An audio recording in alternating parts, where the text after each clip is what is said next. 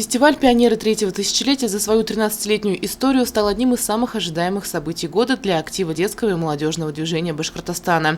Каждый август перед началом учебного года ученики со всей республики собираются вместе не только для праздника встречи, знакомства, общения, но и получения новых знаний и опыта игрового взаимодействия. Особенностью фестиваля является открытие новых трендовых тем для проектов детских и молодежных организаций. От Сибая в этом году отправилась команда школы лидеров в количестве 7 человек. Этот фестиваль собирает лидеров детских, молодежных, общественных организаций и движения. В этом году, каждый год на фестивале ученые, педагоги, преподаватели БАКСУ разрабатывают какие-то определенные направления. И в течение 5 дней дети там не только общаются, но и занимаются с психологами, тренерами, преподавателями. У них проходят мастер-классы, лекции, тематические игры, соревнования. То есть каждый день с утра и до позднего вечера очень насыщенный.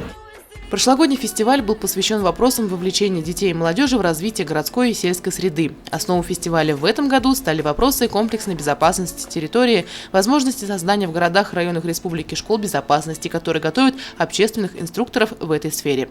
В условиях роста природных катаклизмов, техногенных угроз, социальной напряженности сегодня вопросы безопасности крайне актуальны для каждого города и села.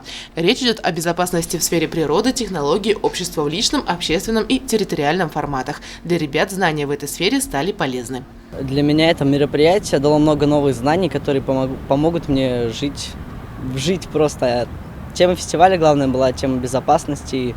Там обсуждались такие вопросы, как спасение людей из экстренных ситуаций и выживание в трудных условиях. Это мероприятие в первую очередь дало знания, которые, безусловно, пригодятся нам в жизни.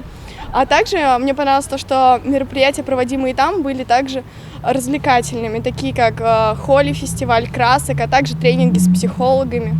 Благодаря этому мероприятию я научилась спасать людей, если он, например, попал в кому человек, или же ребенок поперхнулся какой-то мелкой деталью. Потом также у нас были разные мастер-классы, на которых я тоже очень многому научилась, как, например, в лесу оказать первую помощь человеку. На ПТТ мне запомнилось очень много тренингов. Мне очень понравилось. Возможно, на следующий год я поеду туда. Также мне запомнились мастер-классы, которые, безусловно, помогут нам в дальнейшей жизни. Также я познакомилась с очень интересными людьми. К нам приезжали кинологи из Уфы, проводили тоже мастер-классы, как спасать людей, привозили собак. Такие мероприятия, фестивали, как «Пионеры третьего тысячелетия», проводятся для того, чтобы молодежь и подростки, они развивали себя. И это помогает в жизни прежде всего добиться успеха в карьере, которую ты выберешь. И ты помогаешь людям, то есть становишься активным общественным деятелем. И таким образом на данном фестивале мне понравилось то, что тему безопасности они выбрали, что в любой чрезвычайной ситуации в жизни мы можем, наши знания пригодятся. Конечно же, не хотелось бы, чтобы они вообще такие ситуации были, но мало ли что может быть в нашем мире.